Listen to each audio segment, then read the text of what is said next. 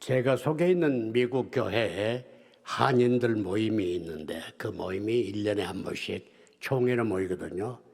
수년 전에 미국에서 모일 때 한국에 계시는 어느 목사님을 주재 강사로 초청을 하셨습니다.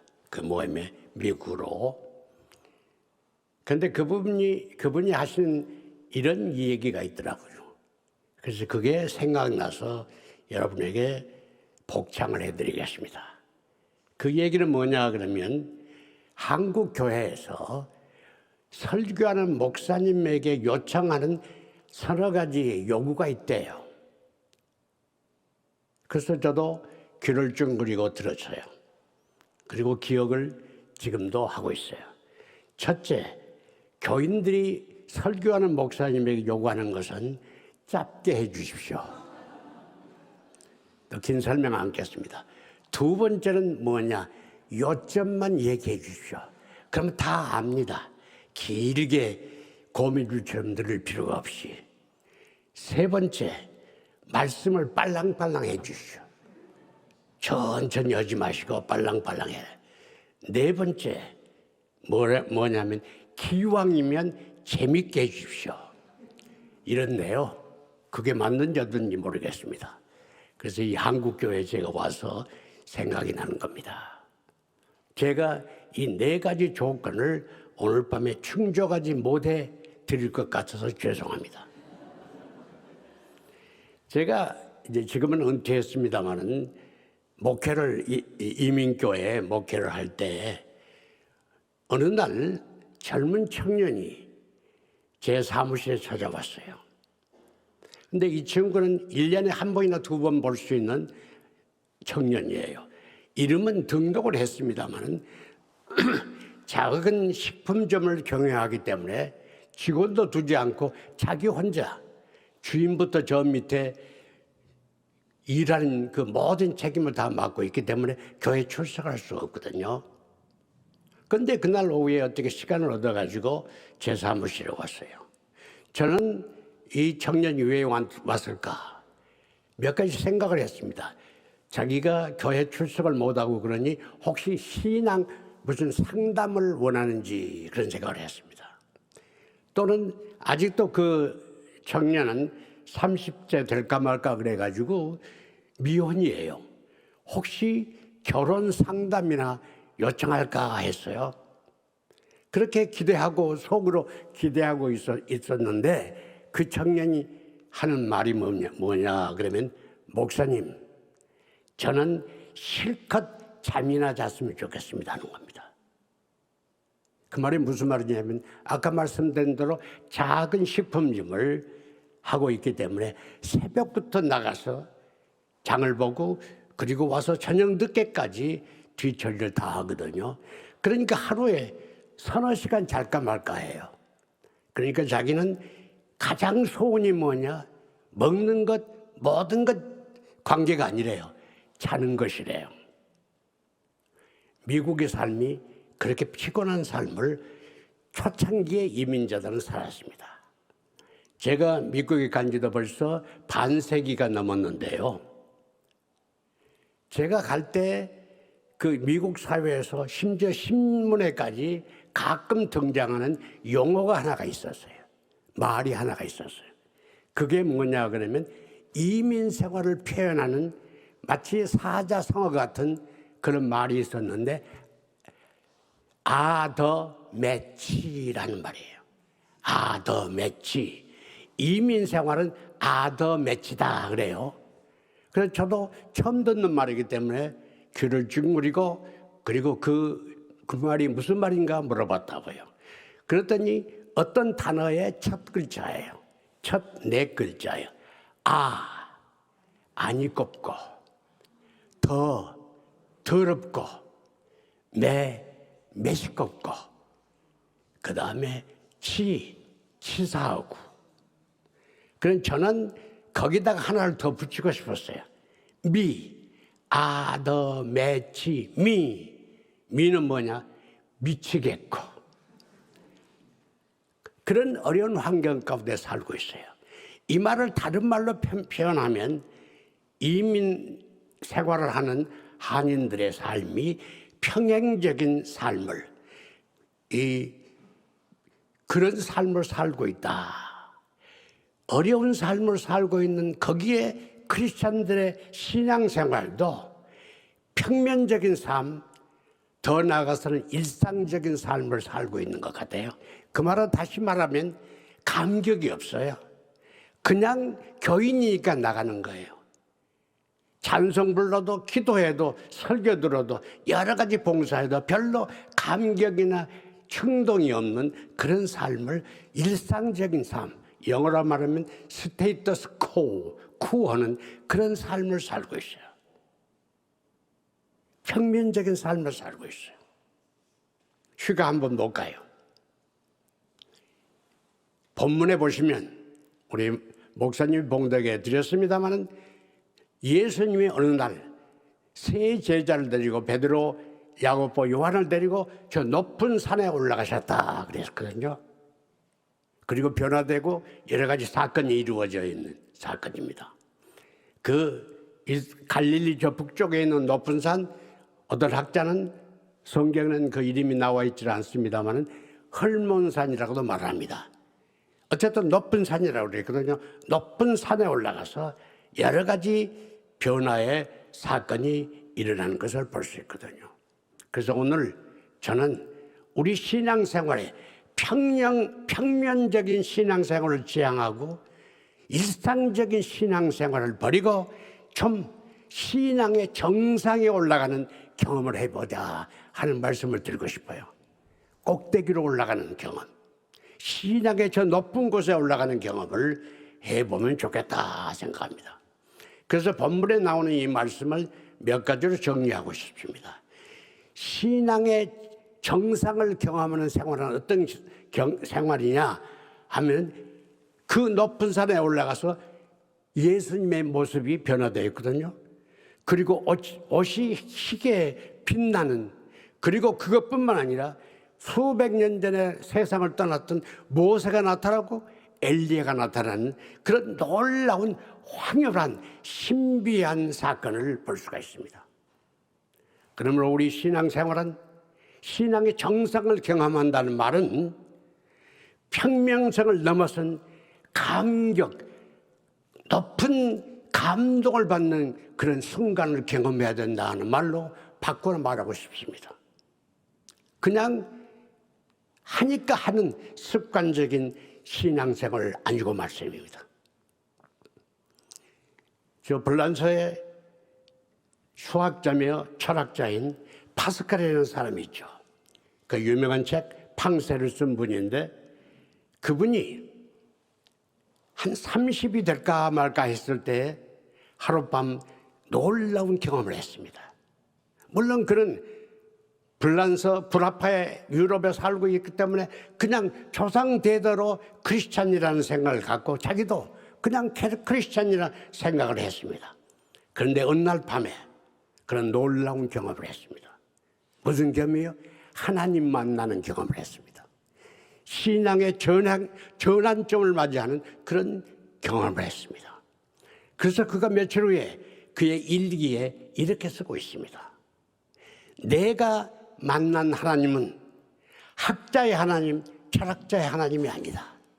내가 만난 하나님은 아브라함의 하나님, 이삭의 하나님, 야곱의 하나님, 내가 만난 하나님은 살아계신 하나님이다 그랬습니다. 그 하나님을 그가 경험을 하고 그 밑에 몇 줄 넘어가서 환희라고 외치고 있습니다. 기쁨이라는 말 아닙니까? 환희 경험을 했습니다. 여러분 신앙생활을 하시면서 우리가 이 변화사의 제자들의 경험처럼 그런 놀라운 경험을 못할 수는 있습니다. 혹은 파스칼이 경험한 그런 깊은 철학적인 경험을 하지 못할지는 모르겠습니다만 어쨌든 여러분 신앙생활에 충동적인 감동적인 감화받는 놀라운 경험을 하셔야 됩니다. 이게 우리가 신앙생활의 정점 경험이라고 생각합니다.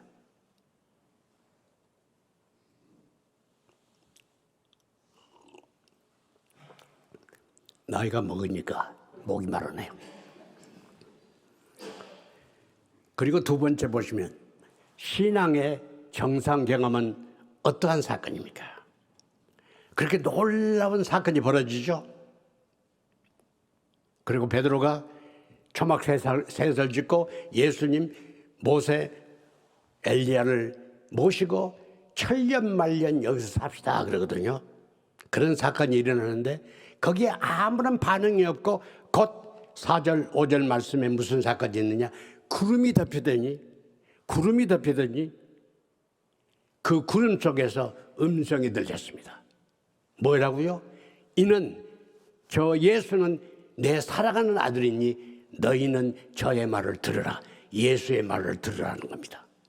그러면 여러분, 신앙의 정상 경험을 한다는 것은 아까 말씀드린 대로 높은 산에 가서 이상한 신비적인 경험을 하는 것만이 아닙니다.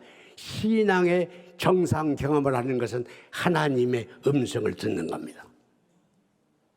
그 듣는 장소가 산일 수도 있고 바닷가일 수도 있고 아니 여러분의 거실일 수도 있고 여러분 가게 한 모퉁일 수도 있고 아니 주일날 오늘 수요일 이 밤이 될 수도 있습니다. 하나님의 음성을 들으셔야 됩니다. 여러분 왜 우리 대화하면서 소리를 잘 못 듣습니까? 소리를 못 듣는 데는 두 가지 이유가 있다고 하면 저는 무슨 이비인후과 의사도 아닙니다만 하나는 귀가 어두우면 들을 수가 없습니다. 그렇죠? 귀가 어두운데 어떻게 들어요? 제가 LA에 큰 교회, 수천 명 모이는 교회를 성장시킨 목사님, 지금은 하늘나라로 가셨습니다만 그 목사님과 대화하는 가운데서 무슨 얘기를 들었느냐면 본래 그렇게 큰 그 교회가 아니었습니다. 정말 수십 명으로부터 시작한 개척교회였는데 교인들이 자꾸 모이니까 그리고 교인들이 많이 모이고 또 그 필요성이 있기 때문에 조금 나가서 큰 거리에 쇼핑센터가 있는데 그게 매물로 나왔습니다. 그래서 교회가 쇼핑센터를 샀습니다. 그러니까 파킹장도 많고 여러분의 교회처럼 파킹장도 크고 그리고 이 시설을 교회로 개조를 했거든요. 그러니까 또 모든 교인들이 굉장히 기분이 좋죠. 예, 또 새로운 도약을 하겠다 생각을 했습니다. 그때의 그 교회에 젊은 집사님 4사람이 목사님을 배웁시다. 그래가지고 어느 날 목사님 사무실에 가서 목사님과 대화를 했습니다. 뭐라고 했느냐면 목사님 이제 큰 곳으로 와서 우리 교회가 새로운 도약을 하게 되는데 목사님 새로운 어떤 전기를 만들어 주셔야 되겠습니다. 목사님 설교는 이렇게 하시고 교육은 이렇게 하시고 전도는 이렇게 하시고 그리고 봉사는 이렇게 하시고 이렇게 하시면 좋겠습니다 하고 어떤 의견을 제시를 했습니다. 그래서 목사님은 고개를 끄덕끄덕 하시고 그리고 헤어졌습니다. 그런데 이 젊은 혈기왕성한 청년들, 아주 열정적인 청년들은 기다리고 있습니다. 이 교회가 그런 자기들이 제시한 방향으로라도 가기를 바라고 있었습니다. 그런데 한 6개월이 지났는데도 그런 기미가 보이질 않거든요. 이렇게 저렇게 제시를 했는데 보이질 않아요. 그러니까 다시 목사님을 찾아갔답니다. 4분이. 목사님, 저희들이 오래전에 와서 목사님이 이렇게 제안을 했지 않습니까? 근데 목사님이 고개를 끄덕끄덕 했지 않습니까? 근데 왜 그 방면으로 나가질 않습니까? 벌써 몇 개월이 지났는데. 그때 목사님이 한 말씀이 하나가 있습니다. 나 못 들었어 그랬습니다. 왜? 그분은 그때 보청기를 켜고 있는 분입니다. 젊어서도 보청기를 켜고 있습니다. 편리하더라고요. 여러분 보청기 끼시기 바랍니다. 예, 그러면 됩니다. 나 못 들었다는데 어떻게 합니까? 예, 그래 말하니까 끄떡끄떡 했는데 못 들었다는 거예요. 그 말씀을 자기가 하시더라 본인이 목사님이. 아, 참 지혜로운 말이다 생각을 했습니다. 그러나 많이 커간 그런 교회가 되었습니다. 성장한. 여러분, 우리는 비록 귀가 들리지 않는 육신의 귀가 들리지 않는 우리들일지라도 그럴지라도 보청기를 깨야 되는 그런 시길지라도 그러나 우리의 영안을, 영의 귀를 뜨지 않으면 안 된다고 생각합니다. 그래서 하늘의 음성 들을 수 있는 그런 사이클을 맞추자 하는 말입니다. 귀는 어두워도 영의 귀가 뚫려 있는 그런 신앙생활을 하는 것이 정상을 경험하는 생활이 아니겠는가 생각합니다. 여러분, 세계적으로, 미국뿐만 아니라 세계적으로 유명한 여성이 한 분 있습니다. 그건 여러분이 들으시면 다 압니다. 헬렌 켈러. 헬렌 켈러는 여자분, 그 할머니입니다. 그분은 오래전에 적어도 전세기 전에 전반에 사셨던 분입니다. 그분은 삼중의 어려움을 당했습니다. 말을 못하죠, 보지를 못하죠, 듣지를 못하죠.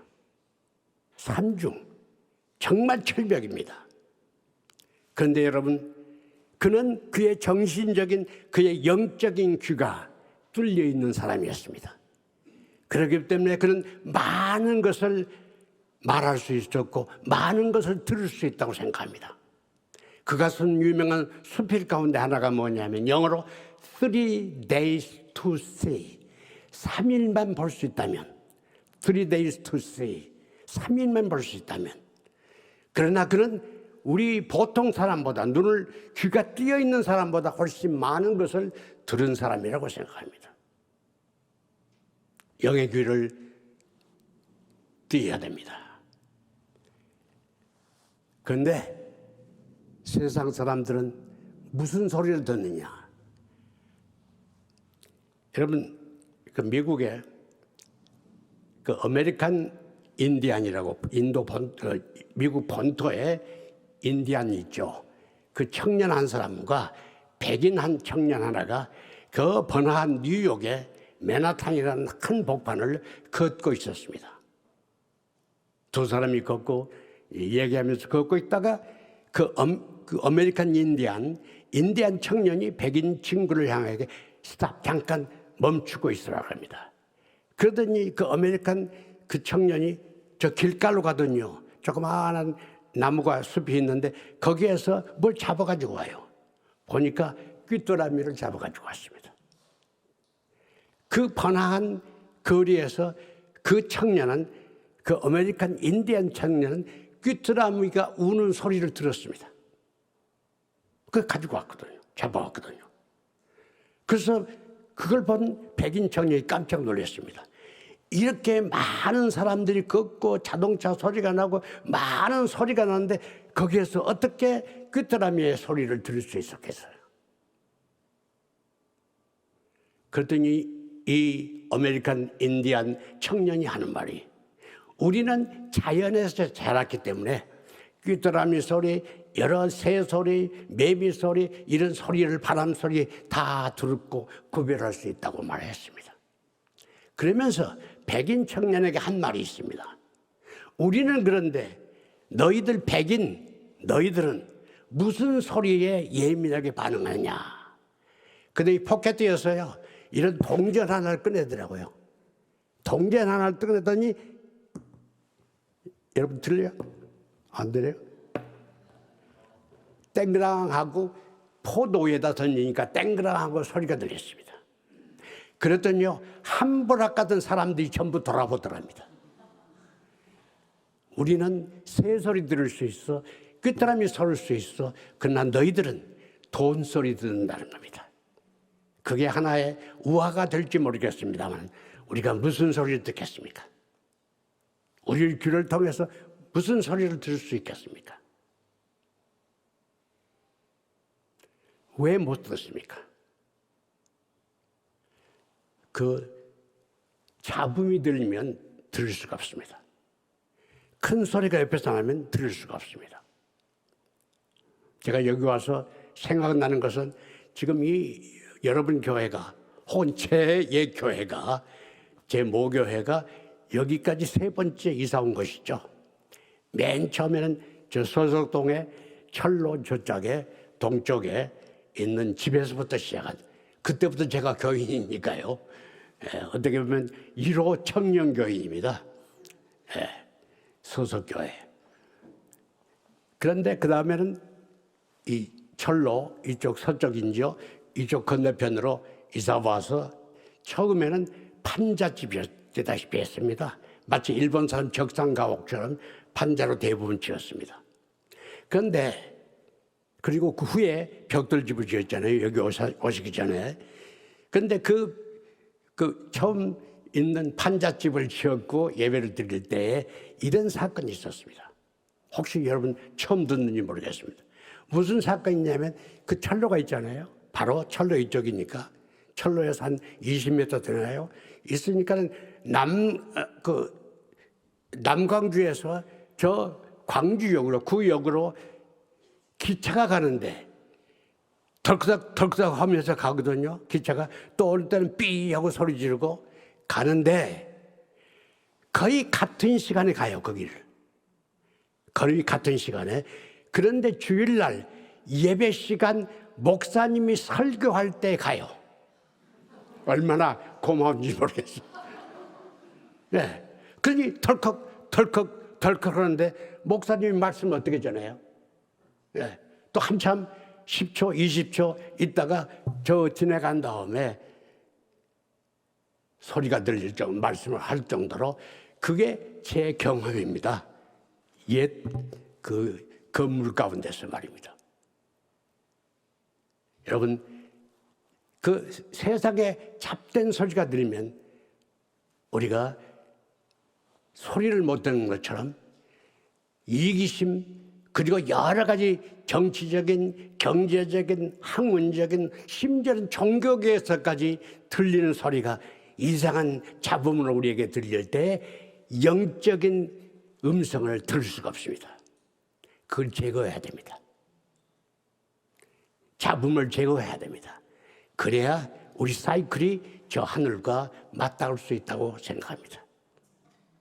그래서 두 번째는 하나님 말씀을 듣는 거예요. 이는 내 사랑하는 아들이니 너희는 저의 말을 들으라. 그가 뭐라고 말씀합니까? 여러분에게 나를 따르라고 말씀합니다. 믿으라고 말씀하십니다. 전도하라고 말씀합니다. 모이라고 말씀합니다. 봉사하라고 말씀합니다. 사랑하라고 말씀합니다. 그 말씀 들으시기 바랍니다. 또 뭐라고 말씀하십니까? 수고하고 무거운 자들아 다 내게로 오면 내가 너희들에게 편히 쉬게 하겠다고 말씀하십니다. 너희들이 세상에 살았을 때 환난을 당하나 그러나 좌절하지 말라고 희망을 가지라고 말합니다. 왜? 내가 세상을 이겼기 때문에 너희들도 세상을 이길 것이라고 말합니다. 또 그 주님만 말씀합니다. 내가 너희들에게 평안을 주려니 내가 주는 평안은 세상이 주는 것 같지 아니하리라. 내가 주는 평안은 너희들이 듣고 그 배우고 받아들이면 너희들에게 근심과 두려움이 없을 것이라고 말합니다. 또 주님은 말씀하십니다. 내가 세상 끝날까지 너희와 함께 있겠다고요. 그 음성 들으시기 바랍니다. 그게 신앙의 꼭대기 경험이라고 저는 생각합니다. 세 번째 보시면 그 7절 말씀이죠. 거기에 제자들이 두려워서 땅바닥에 바짝 엎드려졌습니다. 거기에 두렵다는 말은 영어로 fear라는 말인데 그 fear라는 말은 저는 경외라고 말하고 싶습니다. 왜 앞에 바짝 땅에 엎드려졌느냐? 절대자 앞에 유한 자가 쓸 때에 엎드러질 수밖에 없습니다. 영원자 앞에 이 유한한 인간이 있을 때 어떻게 뻣뻣하게 설 수 있습니까? 엎드려져야죠. 거룩한 자 앞에 더러운 우리가 설 때 어떻게 엎드리지 않을 수 있겠습니까?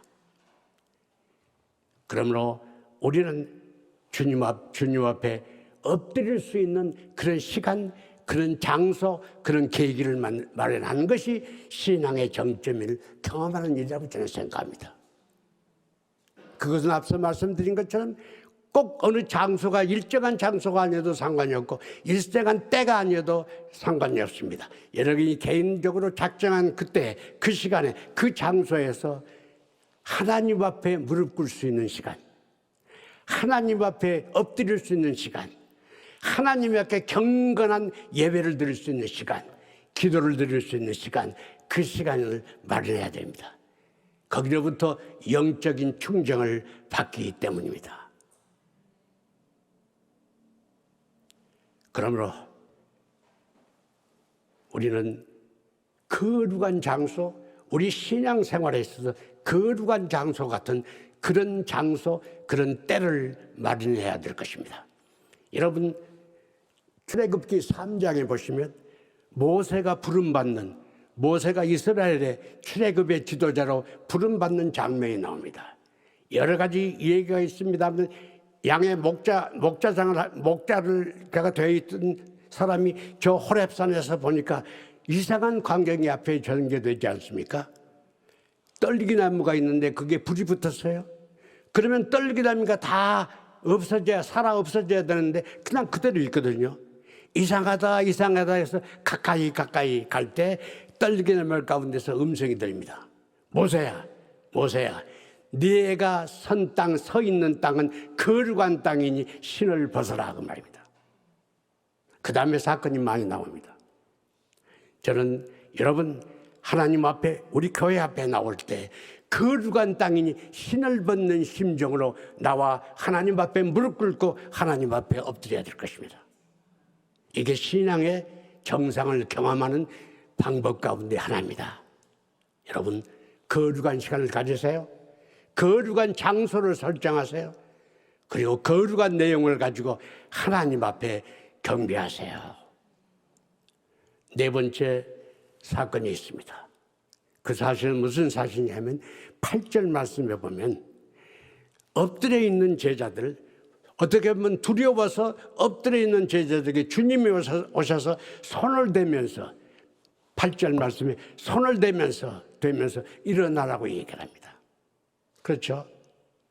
그때 그 마지막 8절 마지막 후반절에 기록이 이렇게 됐습니다. 그들이 눈을 떠서 보니, 엎드려 있다가 눈을 돌려서 보니 예수 외에는 아무도 보이지 아니하더라 그랬습니다. 그렇죠? 예수 외에는 아무도 보이지 않아요. 모세도 사라지고 없어요. 엘리야도 사라지고 없어요. 휴양한 그 광경도 다 사라지고 없어요. 그리고 예수님의 본래의 그 모습대로 적어도 2년 반, 3년을 따라다니던 그 예수님의 그 모습만 보이더라는 말입니다. 예수 외에는 아무도 보이지 아니하더라. 여러분, 신앙의 정상은 예수 외에는 아무도 보지 않아야 됩니다. 어떤 분은 저 산에 가서 기도하시고 1주일, 2주일 금식 기도도 하십니다. 좋은 일입니다. 어떤 목적을 정하고 정말 풀뿌리를 뽑으면서 그 다음에 소나무의 뿌리를 뽑으면서 기도하시는 건 얼마나 장한 일인지 모릅니다. 그런데 돌아 나와서 교회에 와서는 이상한 것을 보았다 오는 사람들이 있습니다. 그거 조심해야 됩니다. 아닙니다. 무슨 말을 해야 되느냐? 나는 예수님만 보고 왔다고 해야 됩니다. 예수님만 보이더라. 예수만 보이더라. 신앙생활은 예수만 보는 거 아니겠습니까? 그래서 히브리서에도 말을 하죠. 뭐요? 예수만 바라보자. 예수만 바라보면서 전진의 이민의 혹은 순례의 길을 걸어가야 되는 거 아니겠습니까? 예수만 바라보자. 여러분 모두가 다 예수만 바라보시고 사시는 여러분의 삶이 되시길 바랍니다. 이제 마지막 하나 더 말씀을 드리겠습니다. 왜냐하면 손가락이 5개 때문에 4가지만 해가지고 안 될 것 같아. 하나 더 해야 될 것 같아. 5번째.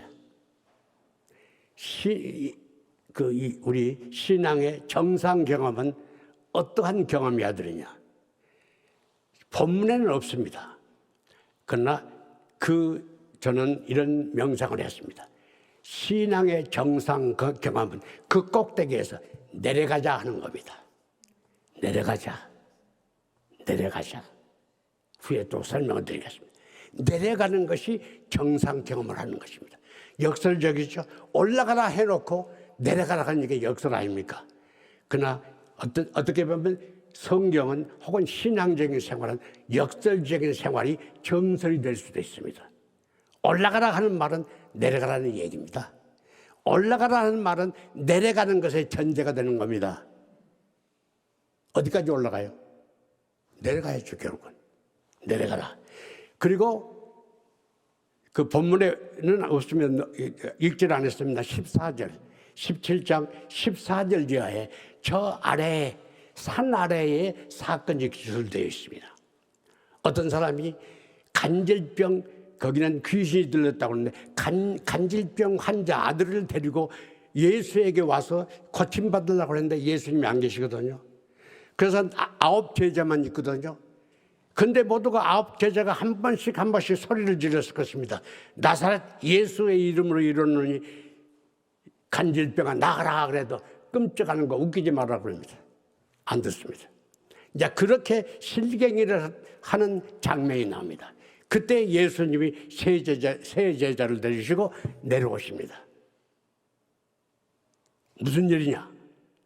그 아버지가 나와서 이런 사건입니다. 그런데 선생님의 제자들이 고치지 못하겠습니다.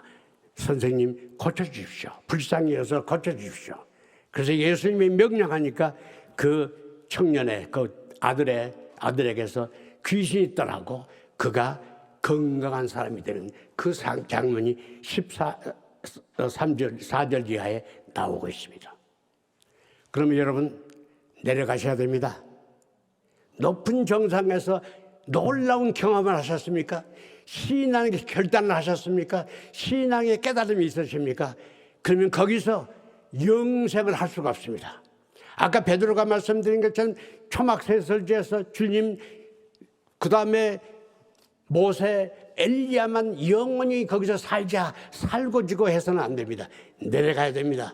신앙은 내려가는 겁니다. 저 땅으로 내려갑니다.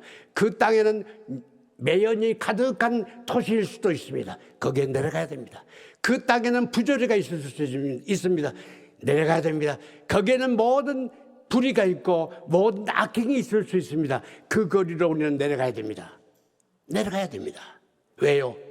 그것이 우리가 사는 삶의 현장이요. 그것이 우리의 전도의 현장이기 때문에 그렇습니다. 내려가야 됩니다. 어떤 모습으로요? 변화산의 그 경험을 하는 그 모습으로, 새로운 결단을 하는 그 모습으로 내려가야 됩니다. 내려가서 변화시켜야 됩니다. 가정을 변화시키고, 여러분의 직장을 변화시키고, 여러 개의 공동체인 그 동네를 변화시키고, 우리의 도시를 변화시키고, 우리의 나라를 변화시키는 그런 놀라운 변화의 동인이 되어야 된다. 에이전트가 동인이 되어야 된다. 그런 작용을 해야 된다 생각합니다. 변화시키기 위해서 내려가셔야 됩니다. 변화시키기 위해서 내려가시기 바랍니다. 꼭대기에 오래오래 살 수 없습니다.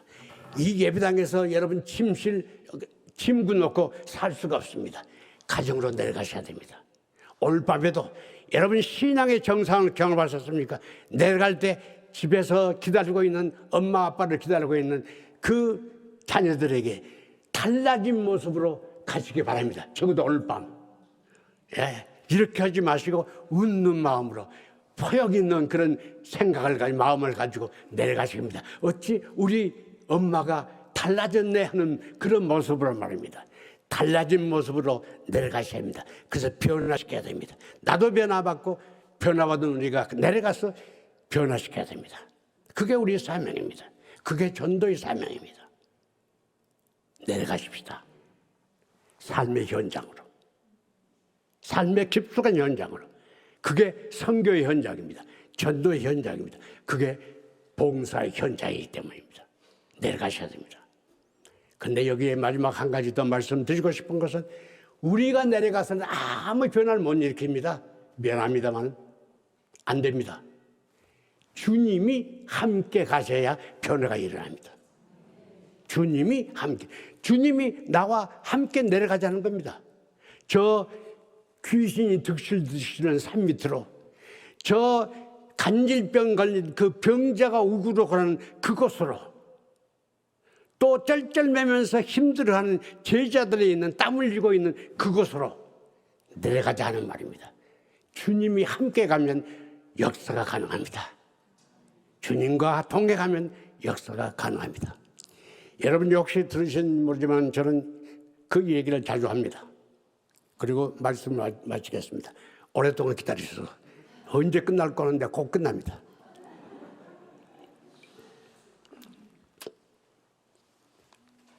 어떤 청년이 예수님을 찾아가서 예수님 계약을 합시다. 약속을 하십시다. 뭐냐? 인생의 백사장, 모래밭, 인생이라는 모래밭, 긴 하얀 모래밭이 있는데 그 모래밭을 걸어갈 때 주님 나와 동행해 주시기 바랍니다. 나와 동행해 주시기 바랍니다. 그랬더니 주님이 그러마고 끄덕끄덕 하셨습니다. 그래서 인생의 백사장을 걸어갑니다. 뒤를 돌아보니까 백사장에 찍힌 발자국이 4개가 있습니다. 2개는 주님의 발자국, 또 2개는 내 발자국. 아하, 주님이 약속대로 나와 함께 동행하셨구나 생각하고 또 한참 걸어가다가 뒤를 보니까 아, 이게 무슨 일입니까? 어느 지점에는 발자국이 4이 아니라 발자국이 2밖에 없습니다. 그리고 그 지점을 지나갈 때에 생각을 해보니까 가장 자기가 불행했고 저조했고 실망했고 어렵고 아팠고 고통스러운 그때거든요. 그때 어떻게 주님은 나와 함께 걷지 않으시고 나 홀로 걷도록 하셨는고 해서 불평이 마음에 일으키기 시작했답니다. 그래서 예수님 면회합시다. 예수를 만났대요. 예수님 나와 함께 동행하기로 약속하지 않았습니까? 그렇지. 그런데 왜 이 지점에는 발자국이 2밖에 없습니까? 약속 위반이 아닙니까? 주님이 하신 말씀, 이 어리석은 청년아, 그때는 네가 괴로워하고 힘들어하고 아파하고 절망하기 때문에 내가 너와 함께 옆에서 걸어갈 수가 없어. 내가 안고 갔던 내 발자국이라 말씀하셨습니다. 그러므로 사랑하는 교회 여러분, 여러분의 돌아온 그 과거를 돌아보십시오. 발자국이 4개 찍혀 있으면 주님이 동행하신 것입니다. 발자국이 2개 찍히는 그 지점이 있을지라도 그것은 여러분을 안고 걸으시는 주님의 발자국인 것을 믿으시기 바랍니다. 그래서 승리하십시오. 그리고 변화시키십시오. 우리가 가는 그곳마다 변화하는 거룩한 땅을 만드는 놀라운 역사에 동참하시기를 바랍니다.